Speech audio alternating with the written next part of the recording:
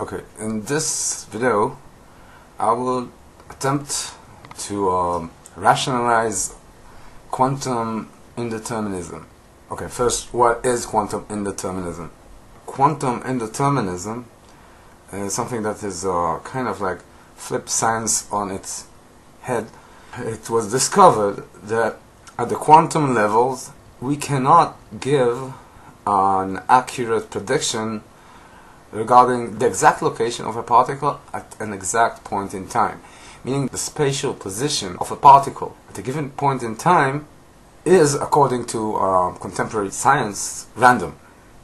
But not just random, it is random in the sense that up until now we have not found anything that can even remotely suggest the manner by which we can solve this, because the equations themselves show the more we try to be accurate on the time, the less we are accurate on the location. The more we are accurate on location, the less we can be accurate about the time.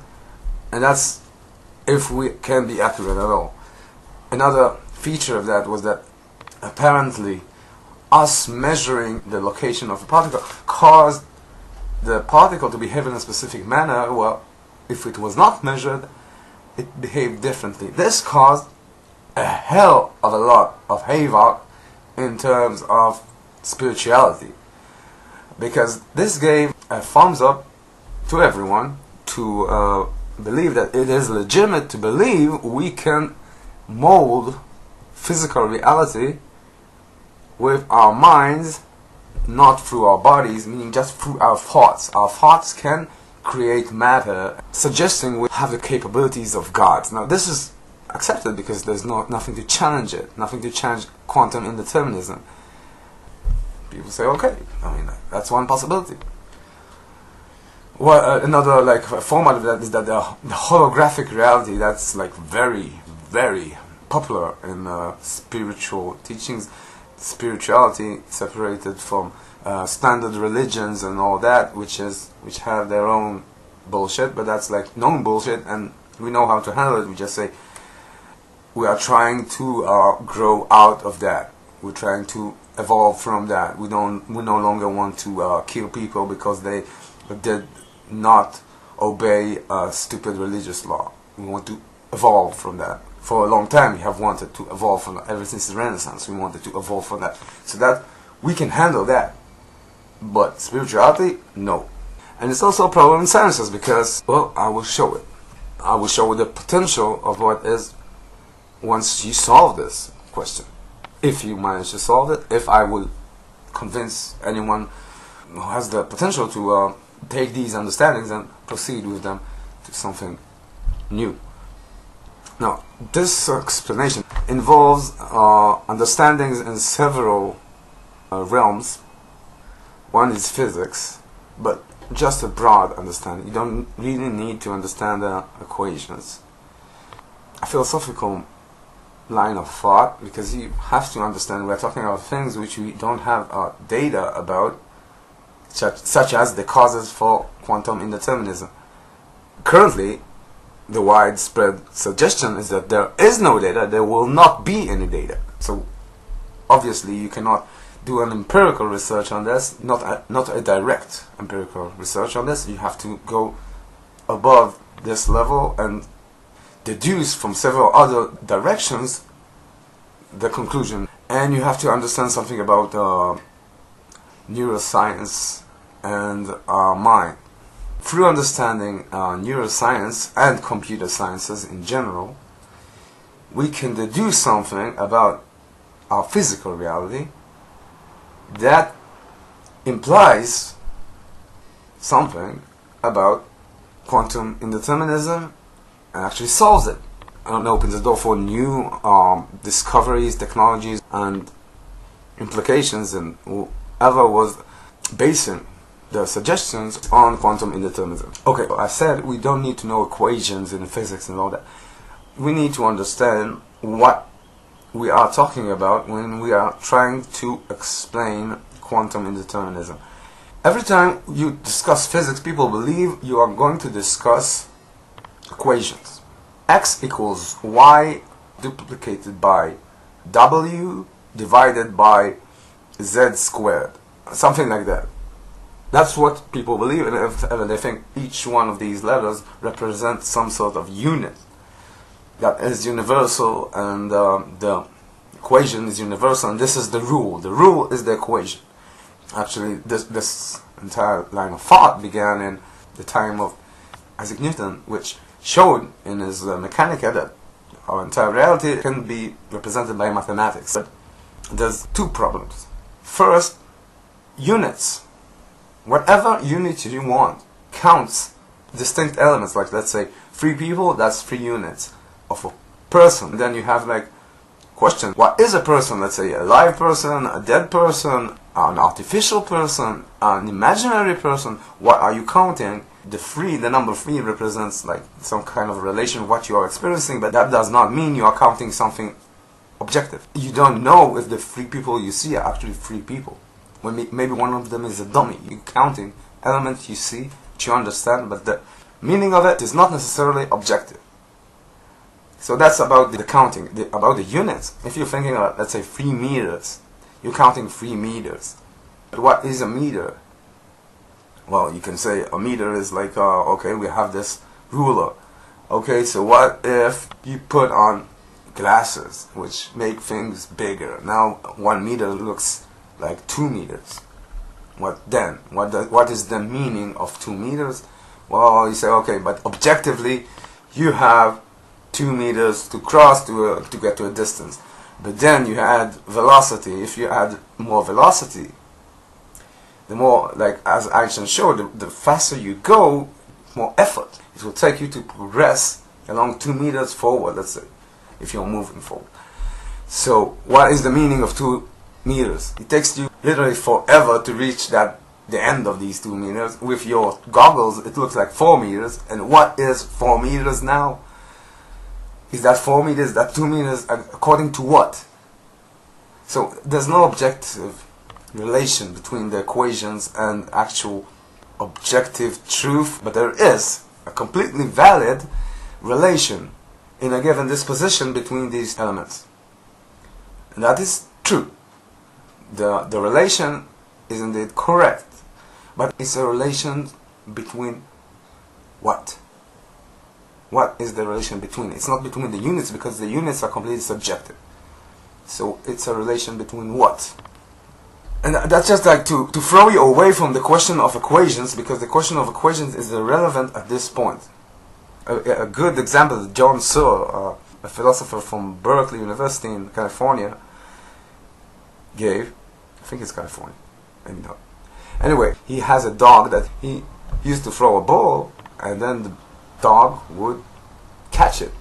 If you were going to build a robot that would try to mimic that behavior, catching a ball, you would have to deal with a load of shit, from image recognition into robotics and lots of stuff, and all of that would be through equations and through programs and through stuff which is very complicated and is all numeric and is all right.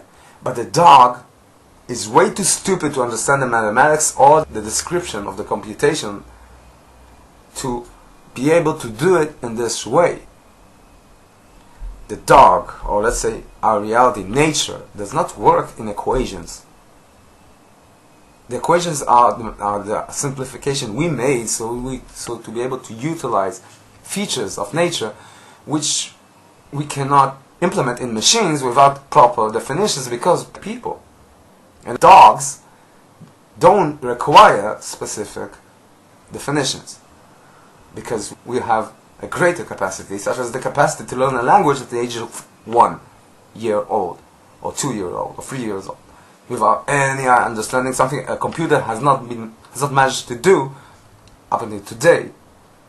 And we do that without any education, any understanding about mathematics or logic or whatever. Everything is natural, biological. Just showing that the discussion about equations is irrelevant. The question of equations is relevant only once you establish the understanding of what these units represent in an objective manner. And we don't have that. I'm sorry to say we do not have that. Like, let's say, even we say mass, we say we have 3 kilos of something. And now, we don't even understand what is a particle in contemporary science. We don't really understand what it is. So, you have 3 of what? The complexity of the situation has been hidden from us through the conception that physics is about equations. The equations are correct. If they are correct, they predict correctly. That's fine. But that does not mean that they express the idea. The equation expresses the relation between elements which we have agreed to discuss objectively, not meaning they are objective, meaning we discuss them as objective. Let's say, if me and you would agree that some other guy or girl or group are ugly people, then we will discuss them, okay, the ugly ones. Okay, so now we discuss them as the ugly ones. Fine. That does not make them the ugly ones. Maybe, maybe now they're on a magazine and everyone like think, wow, they're so beautiful. But we call them the ugly ones. So we agree on that, but we did not establish any sort of objective truth. Why is that important? Well, we have to understand something about what is it that the relation is between. Well, we have equations about force equals mass times acceleration, and acceleration is distance divided by time squared. Anyway, what we have is time, we have mass, we have distance. So these are the elements we are discussing actually, the relations between these elements. So what is space? What is time? What is mass? So again, you can say, okay, space is like the distance between... No, that's not space. The distance is a relation between 2 elements in space. Let's say the beginning of an object and the end of an object. That's a relation between 2 points which we determined are meaningful. But that's not space, that's something in space, or something we project in the meaning between a point, a meaningful point, and this is another meaningful point. We have 2 meaningful points, and then therefore we have a meaningful distance, but we're not talking about space. We're talking about what is meaningful for us in space. So saying, okay, we can measure, that's irrelevant. What is space? Space is the demand our world imposes on elements it harbors, that these elements will exist in space. You cannot be an element in our world without any effect that has any spatial meaning. If, let's say, we have a force that can destroy worlds, but it cannot touch anything in space. This is what is called epiphenomenal. It is irrelevant. It is not something physics discuss. So space is the existence of a law saying that everything in space must be in space. It must be filling space in 3 spatial dimensions. What is a dimension, therefore? A dimension is the existence of a rule in our reality. That's a dimension. What makes dimension, what creates dimensions, that's another story. We're not going to discuss this. This is about delta theory. The other question is about inconsistent. I don't want to answer that because it's irrelevant. That's a dimension. You like it, you don't like it, it doesn't matter. That's what a dimension means in terms of what you are counting actually.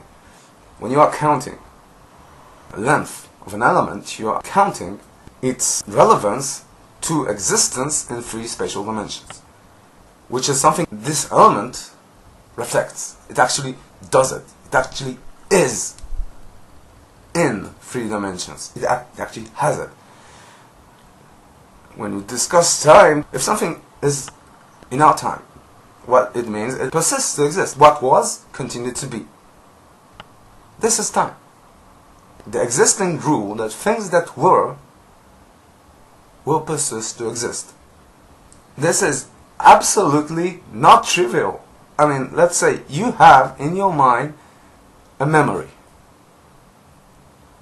Poof! Forgot it. It's not trivial to persist in time. Physical elements must persist in time, but not everything must persist in time. So basically what physics say is that in our reality things persist. They always persist. Maybe the structure does not persist. Maybe the manner by which the element that is actually there manifests itself by things we can experience or measure does not persist. But the causality that was inside that element persists in some way or another. That's persistence. That's time. That's the dimension. That's the relation we are talking about. Distance divided by time squared. We are saying divided by the persistence of existence squared. What does that mean? It means we are talking about an additional dimension. That's what it means. The square one. We're talking about an additional rule. So, and the same goes for mass, but let's put that aside. So what have we established so far, apart from maybe confusing you? What we have established is that what dimensions are is the existence of regularities in our reality. That is the dimension, that is what the equations refer to and give relations between, that our reality apparently portrays.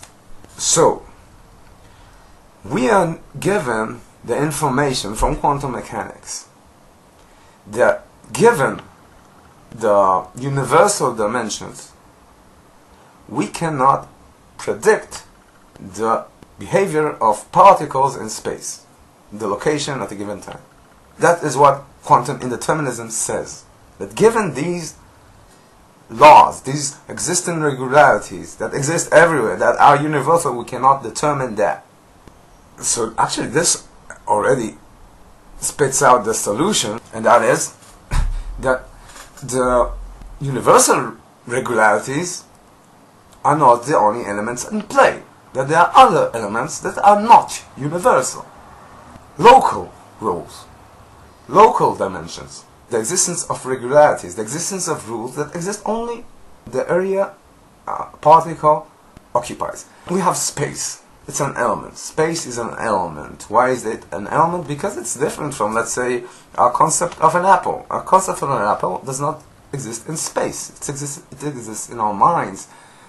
It doesn't feel a volume of space. Maybe the neural activity of it feels a volume of space, but the actual representation in our mind, which can be very sensual, does not feel a volume of space. Meaning, space is an element. It's not obvious, always there.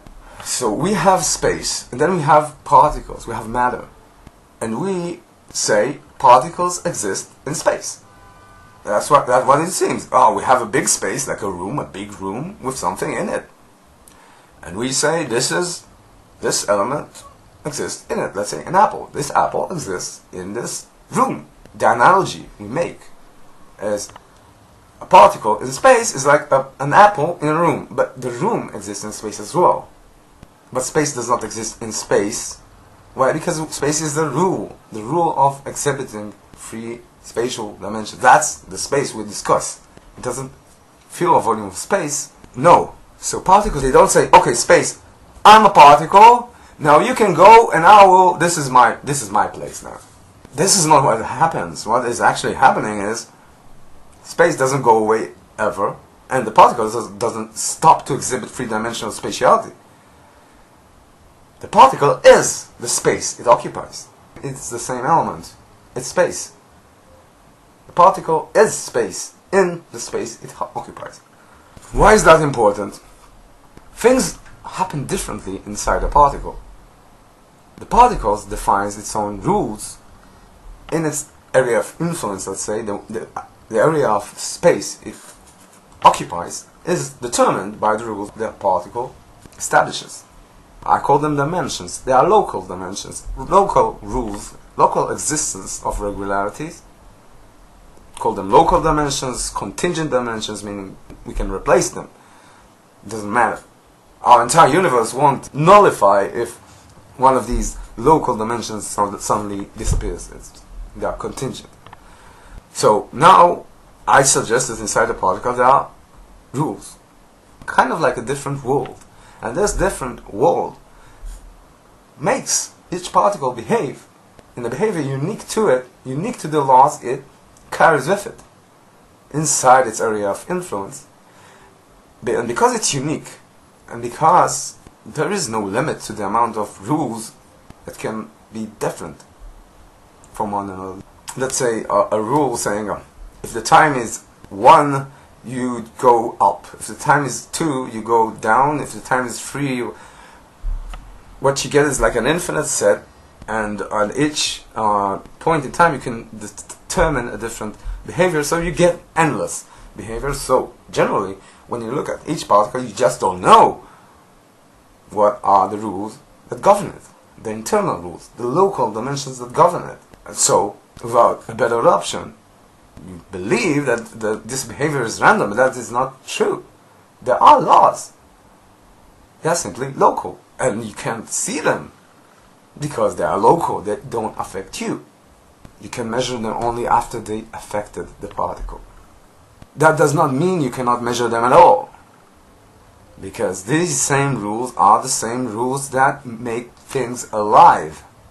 Because if you have a particle that can obey internal rules, change its state according to rules, change its position in space or its relation with other particles according to internal rules, you have a machine, you have a robot, you have a computer. And this allows to program behaviors into particles and even, let's say, copy their behavior to other particles. And then you have a cluster of particles doing the same thing. And when you have that, you know what you see? You see an anomaly in randomness. And we don't call it like that. We call it life.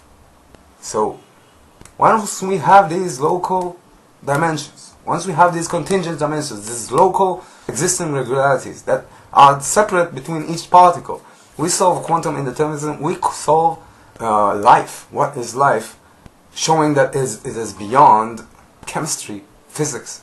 It is going into local rules, and local rules exceed universal laws of physics, of chemistry, of whatever. They exceed it. They exceed the capacity to portray behaviors which are not random.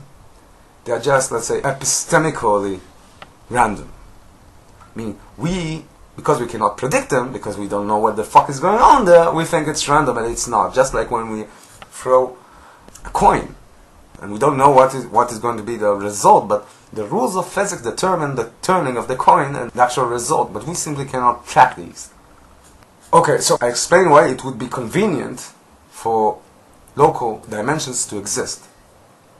And I'm saying local, I want to make it clear, this has nothing to do with what spiritual teachers discuss about going to higher dimensions. There is no hierarchy between rules that exist in the world. There is none. You can say, okay, you have local rules, and then you have universal rules. Okay, let's say all the universal rules are, well, they're universal, so they have the same authority, so they are all equal, but they are better than the local rules. Well, no. We are not the entire world. We are just elements in it, let's say it this way. For us, the universal rules are just one set of rules.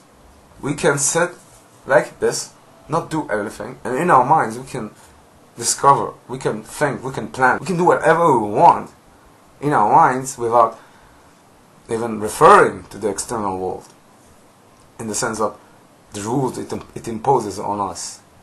So for us, the question is irrelevant. We know that the internal and the external are pretty much even in their meaningfulness for us. So that's like the only type of hierarchy we can think of, and that's irrelevant as well. So no, there is no higher dimension, there is no lower dimension, there is just local and universal. And the question what is local and what is universal depends on your point of view. For, let's say, if you believe that the world is governed by a benevolent God, this is like a local rule for you. It exists locally because other people might not believe that. So it exists for you. This rule exists for you, applies to the entire universe, and it's local. How about that? Okay, so we have these conclusions, but we do not deduce them yet. We just say, okay, this makes sense, this can solve our problems, this can open the door for a lot of new technologies and ideas and solutions and understandings that previously we could not provide because we believe that all the rules must be universal. And once we stop thinking like that, once we consider, okay, maybe the reason this happens has nothing to do with a universal law, but it's completely determined by local laws, and we can manipulate these instead of trying to manipulate the external laws. What about that? What would that give a solution for, let's say, cancer? Maybe. It changes our mode of observation to the facts we see.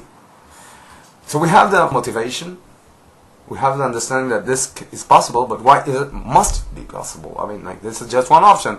Okay, give us the option, but I don't think so. You don't have like trillion books to support your theory. Yes, it's new. This idea is new. But that is irrelevant. Now I'm going to have to prove that. But proving something of this nature is not possible. Why is it not possible? Because it's like everything else in physics. We did not prove a single thing in physics. We just gave assertions. That's a fact. No fact about physics has been proven as a logical imperative. That's a fact. I'm sorry if it breaks your heart to understand this, but once you discuss elements which are generalizations by themselves, which do not reflect a true identity relation with our reality, and we cannot do that because generalizations are not elements in our reality. And also there's proof for that from Hume, and there's proof for that, and actually even Isaac Newton understood that, but never mind, we cannot prove that. So it's not about proof, it's about assertions. And I'm going to give an assertion for what I suggest, but for that we need to understand something about our minds and presuppose two ideas. One, which is not controversial, unless you want to be controversial about it because that's what you decide to believe, and I can't force you not to believe that, and even if I did, it won't change anything because you would think that your belief is by far more important than my attempt to subdue your spirit. And that is that everything that exists in this world obeys causality. Everything. This goes against quantum mechanics, which says it does not. They don't explain why. They don't explain anything. They just say it does not. They don't explain another thing. They don't explain how come the world doesn't obey causality in a particle, but it does obey causality outside. How can something which does not have a limit itself once it reaches a limit, a rule? Does not obey a rule inside a particle, or like the location of a particle does not obey a rule, and yet it obeys a rule once you change the scope, when you zoom out. Then it starts obeying rules. That is completely nonsense. If it does not obey a rule, it doesn't obey a rule. If it does, it does. That's simply nonsense. What quantum mechanics says is complete nonsense. It's not because they say matter does not obey rules. It's simply because they say it does and it does not. And physics, and anything that is going to discuss things with equations, must be consistent. And saying something is obeying rules and does not obey rules at the same time is inconsistent. End of story. This is not science. The equations are correct, but the explanation is wrong. So you have to assume that the world is consistent, meaning it obeys causality. I mean, everything has a reason. This is different, by the way, from our conventional idea of determinism. We think of determinism as if determinism is correct, everything has been set from the beginning of time, from the Big Bang or whatever began it, till now. This is not the same kind of consistency and causality that I'm discussing, because once you add contingent, local rules, contingent local dimensions, because they are contingent, one, you cannot know what they are because you don't have access to that. And I won't go into the details why it's so complicated to have access to that. But I can explain that, but that's not for now. That's one. You don't have access for it, so you don't know what it was. But that's an epistemic explanation. There's another thing, and that's because it is contingent, it can go away, and the world will be as it was. or not exactly, it would change a bit, but because it is contingent. And why is it contingent? Because simply it can be contingent, because nothing forbids it from being contingent, because it is not a universal law of physics. So any universal law of physics does not apply to it, because it's not one of these laws. It's not one of the elements these laws discuss, including existence, persistence of existence. Not saying they don't persist to exist. The fact life forms show they do persist, but that does not mean they must persist, which is what the dimension of time, the existence of the rule of persistence, demands. So even if everything was determined by causality, some elements are free to go in and out as long as they merely affect a particle, and the particle simply wraps an area of influence where things can happen like that, but outside everything obeys universal laws of physics. So this is the kind of consistency I'm discussing, which is different from determinism, which says that everything is like predictable. No, you cannot predict it simply because there is something which is consistent, because it allows the emergence and ramification of elements. Why? Because simply it doesn't follow the same rule, the same metaphysical rule, the same rule of persistence. It does not obey the demands of existence in time. Doesn't mean it doesn't exist in time. It affects existence in time. What you have to understand from all this, it's consistency, but it's not the kind of determinism that we used to know from universal laws of physics, from Newtonian physics. This is one suggestion, and while you can argue that this is a specific case of consistency, but this is like I'm saying a suggestion about physics which does not apply to the universal deterministic suggestion, meaning universal deterministic suggestion saying it discusses only universal law. It has no reference to local laws, and therefore it's just basically the same idea, because what I'm discussing, what I'm making the special case for, does not exist in the classical determinism. So, okay, let's say this is agreeable, because I have not proven anything yet, and I'm assuming something about something which I have not yet proven. So at this point it is epiphenomenal, meaning it doesn't affect reality, because I haven't proved that the things I've discussed and given specifics about even exist. So it's all okay. Now the second hypothesis that we have to make, and this one is actually a tougher one, and that's that our consciousness is an emergent quality of our brain, of our biology. I think it's word for word as the assumption or the suggestion of John Searle again, which I mentioned before. Meaning that in the past we used to think that, and people used to think that there's a mind and body, and the mind is one type and the body is another type, and there's actually the connection between them was a mystery that no one could understand. What our understandings in neuroscience have shown is that the brain, it's causing the emergence of our consciousness, but it is not reductive, meaning our consciousness has more capacities than those suggested by applying our neural architecture with universal laws of physics. Actually, this was a kind of a problem that John Searle was saying, someone needs to solve it. He did not understand the deepness that this assumption can go, meaning that we are going to discuss local rules. He said it. He said there are not enough rules around for consciousness to emerge. It's not true. There are not enough universal laws, but there are plenty enough local rules for the emergence of consciousness. What is consciousness? That's a different story. That's a different discussion. I'm not going to discuss it now. I have a solution. I'm not going to discuss it now. And once you understand the solution, it's not that remarkable. Let's say it this way. Okay, so the assumption is that in some way the brain creates consciousness. That's the assumption. I know it goes against everyone, like David Icke and all those spiritual teachers that say, oh, this is just an icky biological vehicle, I can leave it. Experimentations show that when you damage or when you affect specific areas of the brain, you can get specific behaviors. The fact that we are not a consciousness, and this is like a vehicle that we can detach from it, that's simply not consistent with scientific research. That's just make-believe. Years ago, we didn't know these things. Now we do.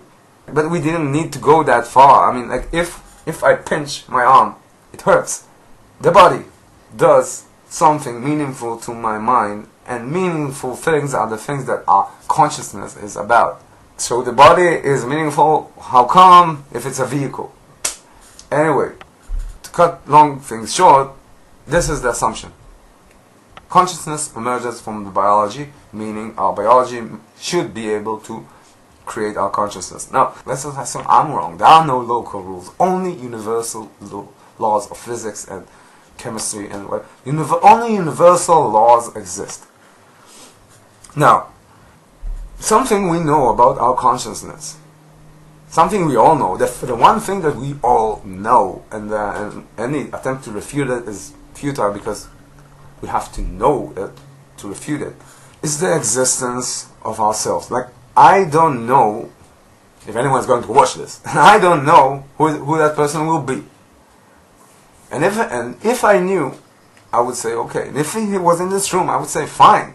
And I would look into his eyes and I would say, I know, I feel I exist. I feel that. That's something, a certainty. I know I feel it, because to even say I do not, I have to feel it before. So what about you? And he would say, yes. And I would say, can you prove it? And he would say, yeah, I behave like you. And I said, well, fine. I mean, like, you could be a projection of my mind. You could be a robot. You could be a zombie. I don't care. You could be whatever. I don't have proof. So this is something we know, and we cannot verify about anything else. But more than that, it's not that we are always aware of our existence. Let's say if we are asleep and things happen, we were not aware, maybe we were not even dreaming, we were not aware of anything, let alone our own existence. And things happen, things changed in the world since. Let's say you fell asleep, forgot to call your girlfriend, now she's pissed, she went and slept with another guy. Didn't happen to me, but could happen to you, I think. And this happened while you were sleeping, while you were not aware you exist. So the fact you exist or not, in the middle, things changed. So the fact you exist or not, the awareness is not epiphenomenal, at least a distance. I mean, it does affect our reality. But more than that, I am discussing something, and I'm trying to convince you of something that is about the existence of my self-awareness, which I showed is not always there. So I'm not discussing nothing. The issue I'm discussing is not epiphenomenal. This discussion itself, the discussion itself discusses something which I cannot verify about anyone except for me. Like, you can do that for yourself, I can do that for me. We can't do any more than that. You can only assume. So we have an element which our brain can think about. And considering our suggestion that our consciousness emerges from our brain has this ability, this capability to think about its existence. And has the capability to differentiate between the time it had it and the time it did not. Let's say the time your girlfriend went and slept with another guy. Yeah, a bitch, but what can you do? So our brain can think about these two times in a different manner. So it's not as if, let's say you have a machine and you want to know if the machine is conscious, if it feels its self-awareness. And you ask the machine, are you awake? Are you self-aware? It would say, yes. All the time it would say yes. Return, yes. I feel my existence. I feel my existence. I feel. So once you are asleep, you no longer feel your existence. What about that? So we say, okay, during sleep we would change the program and would say no. Okay, so what about when you are so dazed, you don't understand where you are, you can't even answer this correctly. And you would say, oh, I don't know, maybe I answer yes, maybe I answer no. The thing is, this is not a computer program that's asking yes or no. This reflects your state, and the state is something which only you can verify. If we were to build a machine using universal laws of physics, that would create consciousness. It would have to be able to do this thing. It would have to be able to answer if it feels its existence, and this answer must be valid. Because our answer is valid. Because it's not always true, it's not always false, and it's completely dependent on things which matter to us. It's not something that is ever phenomenal. And we can discuss it, and we can analyze it, and we can create theories about it. So, a machine that is capable of doing what we are must be capable of that. Period. If it is not capable of that, there is something wrong in its design. So let us assume we are going to build this machine. Okay, so we know what we want to create. We want to create a machine which is like us, and we know what is the technology we're going to try to use, and that's universal laws of physics. So let's build it. So what are we going to use? What do machines do? Well, there is a theory, or let's say a theorem, there's nothing to challenge it, that any machine we know of, we can define its operation using an algorithm. Meaning an algorithm can define, like, we don't know what will be that algorithm, but we know that the function of this machine can be defined in an algorithm. If it cannot be defined in an algorithm, it cannot be implemented in a machine. You have to simply accept it, because I don't see what you're going to prove. You're going to say analog computation. Okay, so you're going to use it, and that will be a part of the algorithm. Fine. You're going to use something which is not algorithmic, yes, but it's still going to be implemented via an algorithm. If you don't have an algorithm, you don't have a machine. Now, what is an algorithm? Well, basically, an algorithm defines a set of actions to be performed on a finitely defined set of conditions on a given input. Now, that's like a broad suggestion, meaning like the input can be an object, can be a piece of mail, can be an email, can be whatever, like the input. And basically what algorithms define is a prescription of actions to be performed in given states by a given agent. So, okay, so let's use algorithms. Let's use prescriptions to define a self-aware machine. The machine that knows it exists. Let's use that. Well, we have to find a method for the algorithm to determine if it feels its existence. Well, how do we do that? To feel your existence, you have to be the element that answers this question. And the algorithm does not answer anything. It's a prescription. It's a textual description of something. And actually, algorithms are, it's even worse, because algorithms themselves are just like prescriptions to do something on something that has the capability to perform the algorithm. And that's it. So many different elements can perform the same algorithm. So if you are going to ask if the element feels its existence, and you have different elements, so the answer is not invalid. I mean, you have one element 1, that will say yes, and element 2 will say no, and what is the right answer? The algorithm doesn't even care, but obviously one is correct and one is not, because you cannot feel your existence and both not feel your existence. Try it. I mean, try to feel your existence and not feel your existence at the same time. Try to feel your existence, try to perceive senses and not perceive senses, to think and not to think, to do everything opposite, try to do that and not reach a mental institution. That's not, even if it's possible, it's not existence as consciousness. It's existence as a lunatic at best. So the algorithm is out of the picture. Now we have two elements. We have the element performing the algorithm, let's say a robot. It does the algorithm. Let's say it does the algorithm on, let's say, a box. And he said that, asked the box, "Hey box, are you self-aware? Do you feel your existence?" And the box says, "Yeah!" Well, what did you prove? Nothing. It's exactly like I would ask you, do you feel your existence? So I can determine if that answer is correct. And therefore I cannot, because the same answer could be given as a return yes all the time, or return no all the time, or let's say every third time say yes. And that doesn't show anything about the semantic meaning of feeling your existence the way we discussed it. So this kind of answer is irrelevant.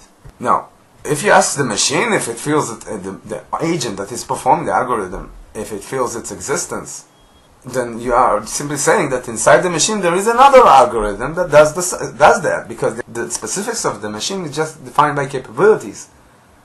And these capabilities, to be implemented by a machine, must be implemented via an algorithm. So you're just shifting the question to another place and you're reaching the same problem.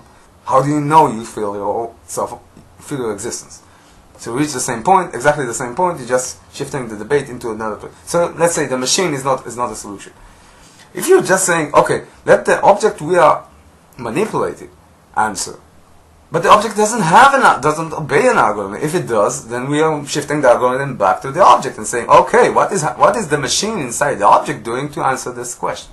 And again, it reaches a point where the machine itself manipulates something inside it, and some of its internal components, and then again, it doesn't have the capacity to answer yes or no, because it cannot verify it. And we can verify it. If you don't think you can verify it, I suggest you think about what you're saying, that you cannot feel the fact you exist. And think if you are actually saying something that you feel, or are you just making an argument which you are suggesting that someone else might feel, while you yourself cannot verify it, because once you go to that level, you will reach the conclusion that there is no one else to verify your suggestion. But never mind that. Could have stopped before we even began.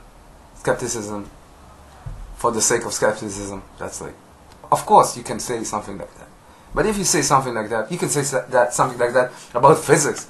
If you're saying it about physics, and you're saying about consistency, let's say, and you're saying it about causality and all that, you can say it about everything. And if this is what you truly believe, and this is what the basis of your assumptions, even an ant would be cognitively superior to you, if that's really what you believe. Presupposing things is imperative for deducing further understandings. And once you presuppose such a basic element of your existence is correct, you can go down and other lower level. Let's say you say, I don't exist, I don't feel my existence. The discussion, if I don't feel existent, I am not existing, you are not existing, the words you say are not existing, then the meaning you say does not exist, and the implications of it does not exist, and the things that it discusses do not exist, and basically doing anything other than sitting like a plant and letting biology do its course is invalid by your persuasion. So, okay, let's say I convince you on that. So we have a problem. We have an algorithm that needs to perform this task, but it cannot be the agent performing the algorithm. It can't be the object that the machine manipulates. It can be either. It must be a merger between the two. It must be that the agent performing the algorithm is the object the algorithm is manipulating. They must be the same thing. So we could say, fine, okay, let's call it a black box which does algorithms and is the object it manipulates. That's a good idea, but the fact is that inside this box there will be something. And what will be in that thing? It will be another machine. And if we think about, let's say, computers, you have functions manipulating data. The functions sit in one register, their definitions. The data sits in another place. Then they all reach the CPU, and then some registers define the functions, another register performs the functions, and there's the input and the result. This is not a merger. There's a distinction between them, and none of these components can answer. So, okay, we have reached the micro level of a CPU, of a processor, and we found that we cannot implement this algorithm inside the CPU. We need something small. We need to go small. So we go to nanotechnology, and again we have one particle affecting another particle. One particle performs the algorithm, and another particle is what the algorithm is manipulating. No good. This particle cannot validate the answer. This particle cannot be the one performing the algorithm. No. We need to merge particles themselves. The particles must be performing algorithms. The particles, or let's say the smallest discrete unit that is participating in the ability to think about the existence of ourselves, must be both performing this capability, and the data this capability requires manipulations over. And this capability is not epiphenomenal, it is not a universal law. It cannot be a universal law because universal law don't work this way. Either the particle feels its existence or it does not feel its existence. But universal laws are universal. So a universal law cannot determine this. It's the state of the particle. So a particle must have an internal state. So we can say, fine, so this internal state is a special thing that exists in each particle, can go like up and down, up and down. This is simply, our experience does not show that. We control our existence via one existence of consciousness at a given time. Maybe many particles can do that, but we exist as one. The feeling of existence exists once. However, knowledge in neuroscience shows that there is no specific neuron which has this special particle. If it was really like deterministic by one particle with one state, then we could remove this particle and we would no longer feel conscious, but that doesn't happen. So we cannot talk about universal law because we need one particle to do that. And no one particle can be removed from the brain and consciousness will be lost. That's a fact. You can check it on our knowledge of biology. That's impossible. So we are discussing something else. We are discussing an internal state that is not universally defined. We are discussing the same thing I mentioned before. Particles can perform algorithms. Particles do have internal states which are not defined by universal laws of physics. And this capacity is only a building stone in our ability to have a consciousness. Any other option that assumes universal laws of physics as the only agent capable of yielding self-awareness and consciousness for all its capacities is nonsensical. So the solution for local dimensions remains the only sensible one.